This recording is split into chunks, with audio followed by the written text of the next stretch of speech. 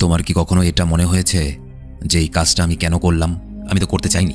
তুমি জানতেও পারবে না যে কে কখন তোমায় নিজের বশে নিয়ে তোমায় দিয়ে কি কি সব করাচ্ছে। জাপানে হঠাৎ করে আজব ধরনের খুন হতে শুরু করলো। খুনগুলো একজন মানুষ করছিল না, খুনগুলো করছিল প্রচুর মানুষ, এবং যারা খুন করছিল তারা মৃতদেহের ওপরে ইংরেজির এক্স অক্ষর চামড়া কেটে লিখে দিচ্ছিল। সবথেকে আজব ব্যাপার হলো, যারা খুনগুলো করছিল তারা নিজেরাও জানে না তারা কেন খুন করছে, কখন খুন করছে। Hello and welcome to SD story.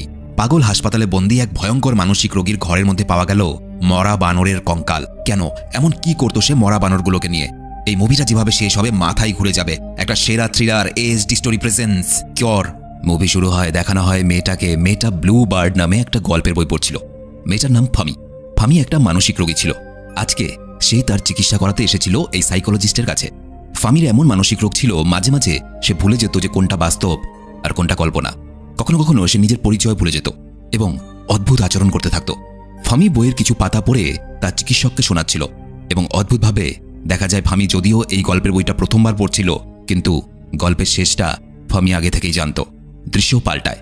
Japan, Tokyo শহর। এক গোয়েন্দাকে দেখা যায়, গোয়েন্দার নাম হলো টাকাবে। গতকাল রাতে একটা অদ্ভুত খুন হয়ে গেছে শহরে। একটা লোক নাকি একটা বেশ্যাকে পাইপের মতো একটা জিনিস দিয়ে নির্দয়ভাবে মেরে তাকে হত্যা করেছে। মৃতদেহের আশেপাশে অনেকটা রক্ত ছড়িয়েছিল। শুধু তাই নয়, সবথেকে অদ্ভুত ব্যাপার হলো সেই বেশ্যাটার গলার সামনের চামড়াটা কেটে এক্স চিহ্ন বানিয়ে সেখান থেকে চলে গিয়েছিল খুনি। টাকাবে ঘরের বাথরুমে ঢোকে এবং যে এই হত্যাটা করেছিল তার আইডি খুঁজে পায়। অদ্ভুত ব্যাপার হলো, যে খুনটা করেছিল সেই খুনি কোনো প্রমাণ মিটিয়েই যায়নি।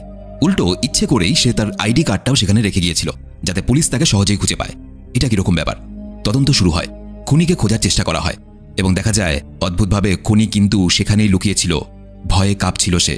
খুনিকে যে জিজ্ঞাসাবাদ করা হয়েছিল সেই ভিডিও টেপটা বসে দেখছিল টাকাবে এবং সাথে ছিল তার বন্ধু সাকুমা। সাকুমা একজন মানসিক রোগের চিকিৎসক ছিল। ভিডিওটাতে দেখা যায় খুনি কিন্তু নিজের দোষ সহজেই স্বীকার করে নিয়েছে যে কেন সে ওই বেশ্যাটাকে মেরেছিল, কিন্তু অবাক ব্যাপার, কারণ কিছুই ছিল না। তার মনে হয়েছিল সে খুন করে দিয়েছিল। ডাক্তার সাকুমা বলে যে অদ্ভুত ব্যাপার হলো, 1 মাসের মধ্যে কিন্তু এটা নিয়ে 3 নম্বর হত্যা, এবং প্রতিটা কেসেই অপরাধী নিজের দোষ নাকি স্বীকার করে নিত, কিন্তু কি জন্য সে খুন করেছে সেটা নাকি তার মনে নেই। কিন্তু 3টে খুনের মধ্যে একটা মিল প্রতিবারই পাওয়া যায়। সেটা কি? সেটা হলো যাকে খুন করা হয়েছে তার শরীরের নির্দিষ্ট কোনো জায়গায় সেই মানুষটার চামড়া কেটে এক্স চিহ্ন বানিয়ে দিত খুনি। অদ্ভুত ব্যাপার। দৃশ্য আবার পাল্টায়। দেখা যায় একটা লোককে সমুদ্রের ধারে বসে থাকতে, তার কাছে আরেকটা লোক আসে। দেখে মনে হচ্ছিল কেমন আতপাগল প্রকৃতির। নাম ছিল মামিয়া। মামিয়াকে দেখা যায় সে হঠাৎ করে কাঁদতে শুরু করে কোনো কারণ ছাড়াই। মামিয়াকে এরকম কাঁদতে দেখে লোকটা নিজের বাড়িতে নিয়ে যায় মামিয়াকে। লোকটা বিবাহিত ছিল এবং একজন স্কুল টিচার ছিল। মামিয়াকে সে জিজ্ঞেস করে, তোমার নাম কি? তুমি কাঁদছিলে কেন এরকম করে? আর কোত্থেকে বা এসেছো? মামিয়া কিন্তু নিজের নাম পরিচয়টুকু পর্যন্ত মনে করতে পারছিল না। এবার প্রশ্ন হলো, মামিয়া যদি নিজের নাম পরিচয়টুকু মনে করতে না পারে তাহলে কি করে জানা গেল যে ওর নাম মামিয়া? আসলে মামিয়ার জামার মধ্যে তার নাম লেখা ছিল এবং এখান থেকেই লোকটা মামিয়ার নাম জানতে পেরেছিল। মামিয়াকে দেখা যায় সে খুব অদ্ভুত আচরণ করছিল এবং একটা লাইটার জ্বালায় সে। লাইটার জ্বালিয়ে সেই লোকটা স্ত্রীর ব্যাপারে জিজ্ঞেস করতে শুরু করে। লোকটা অবাক হয়ে যায়। একটা অচেনা মানুষ যে কিনা সমুদ্রের তীরে বসে কাঁদছিল তাকে আমি বাড়িতে নিয়ে এলাম এবং সে বাড়িতে আসার পরে হঠাৎ করে আমার স্ত্রীর ব্যাপারে কেন জিজ্ঞেস করছে? আসলে এই যে 3টে খুন হয়ে গেছিল, এই খুনগুলো মামিয়া করাচ্ছিল। সে বিভিন্ন মানুষদের লাইটার এবং জলের মাধ্যমে হিপনোটাইজ করত। সহজ ভাষা বলতে গেলে সে যাকে স্বীকার করবে তাকে সম্পূর্ণরূপে নিজের বশে নিয়ে আসত সম্মোহন বিদ্যার মাধ্যমে, এবং যে মানুষটাকে সে বশ করেছে সেই মানুষটার মনের ভেতরে থাকা রাগ, হিংসে, এই খারাপ গুণগুলোকে সে আরও ওপরে তুলে নিয়ে আসত। এবং এই জন্য মামিয়া যে মানুষগুলোকে বশ করত সেই মানুষগুলো নিজের চিন্তাভাবনার ক্ষমতা হারিয়ে ফেলত এবং যাকে সামনে পেত খুন করে ফেলত। পরিষ্কার ভাষা বলতে গেলে মামিয়া ছিল এমন একটা সিরিয়াল কিলার যে কিনা নিজে খুন না করে অন্য মানুষকে বশ করে তাদের দিয়ে খুন করাতো। ওদিকে দেখা যায় গোয়েন্দা টাকাবে নিজের বাড়িতে ফিরে যায় এবং সেখানে দেখানো হয় এই ভদ্রমহিলাকে, যাকে সিনেমার শুরুতে দেখানো হয়েছিল, অর্থাৎ ফুমি হলো টাকাবের স্ত্রী। টাকাবে তার স্ত্রীকে বলে, চিন্তা করো না, এই খুনের কেসটা সম্পূর্ণ হওয়ার পরে তোমাকে নিয়ে কোথাও ঘুরতে যাব।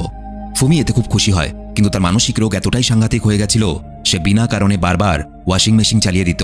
একটা মানসিক রোগীকে নিয়ে দীর্ঘদিন ধরে সংসার করতে করতে টাকাবের কিন্তু কিছুটা বিরক্ত লাগতো, কিন্তু সে এটা তার স্ত্রীকে বলতো না। পরের দিন সকালে দেখা যায় যেই লোকটা মামিয়াকে নিজের বাড়িতে এনেছিল সেই লোকটাই নিজের স্ত্রীকে খুন করে ফেলেছে। টাকাবের লোকটাকে জিজ্ঞাসাবাদ করতে হাসপাতালে আসে। লোকটা বলে, আমার স্ত্রীর সঙ্গে আমার কোনো সমস্যাই ছিল না, কিন্তু জানি না কেন ওকে হঠাৎ করে খুন করতে ইচ্ছে হয়েছিল আমার। লোকটার কথা শুনে টাকাবে অবাক হয়ে যায়, সে কিছুই বুঝে উঠতে পারে না। সাকুমা এই সময় বলে, আমার মনে হয় তুমি কেসের দিক থেকে মন সরিয়ে তোমার স্ত্রী ফুমির বেশি খেয়াল রাখো, কারণ তোমার স্ত্রী কিন্তু প্রচণ্ড মানসিক সমস্যা ভুগছে। দৃশ্য পাল্টায়। দেখা যায় মামিয়া একটা বাড়ির ছাদ থেকে ঝাঁপ দিয়ে আত্মহত্যা করার চেষ্টা করে। সামনে রাস্তা দিয়ে একটা পুলিশ পার হয়ে যাচ্ছিল, পুলিশটার নাম ছিল ওইটা। হ্যাঁ, পুলিশটার নাম ছিল ওইটা। সে কোনো রকমে মামিয়ার জীবন বাঁচিয়ে নেয় এবং তাকে থানায় ধরে নিয়ে যায়। মামিয়া থানাতে যাওয়ার পর তাকে জিজ্ঞাসাবাদ যখন করা হচ্ছিল, অদ্ভুত ব্যাপার, তার কিন্তু কিছুই মনে ছিল না, এমনকি নিজের পরিচয়টুকুও মনে ছিল না। কিছুক্ষণ পর দেখা যায় মামিয়া আবার তার লাইটারটা জ্বালায় এবং ওইটাকে হিপনোটাইজ করার চেষ্টা করে। ওইটা সেই আগুনের দিকে চেয়ে থাকে এবং তার বশবর্তী হয়ে যায়। পরের দিন সকালে টাকাবে সাকুমার সঙ্গে দেখা করে এবং জিজ্ঞেস করে, আচ্ছা তোমার কি মনে হয় এই খুনগুলো যে ঘটে চলেছে, এই খুনগুলো কি কোনো মানসিক রোগী করাচ্ছে? কারণ যারা খুন করছে তাদের তো কিছুই মনে থাকছে না, তারা কেন খুন করছে, কি জন্য খুন করছে?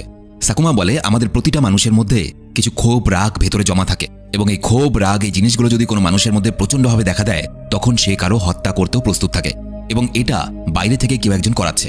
এখানে বলে দিই, সাকুমা, টাকাবে এরা কিন্তু জানতো না যে মামিয়া এই খুনগুলো করাচ্ছিল। পরের দিন ঘটে যায় আরেকটা ঘটনা। পুলিশকর্মী ওইটা তার সহকর্মীকে গুলি করে হত্যা করে ফেলে এবং একই রকমভাবে তার সহকর্মীর শরীরে সে এক্স চিহ্নটা বানিয়ে দেয়। টাকাবে আর সাকুমা তাকে জিজ্ঞাসাবাদ করতে শুরু করে, কিন্তু ওইটা যেন কেমন পাল্টে গেছে, কোনো কথারই উত্তর দিচ্ছিল না সে।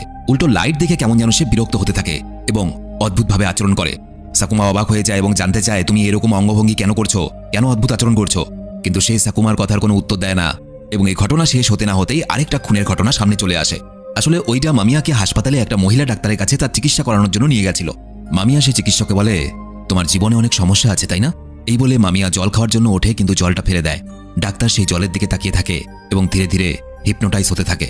মামিয়া বলে, তোমার সার্জন হওয়ার খুব ইচ্ছে ছিল, কিন্তু আশেপাশের পুরুষ মানুষেরা তোমায় সেটা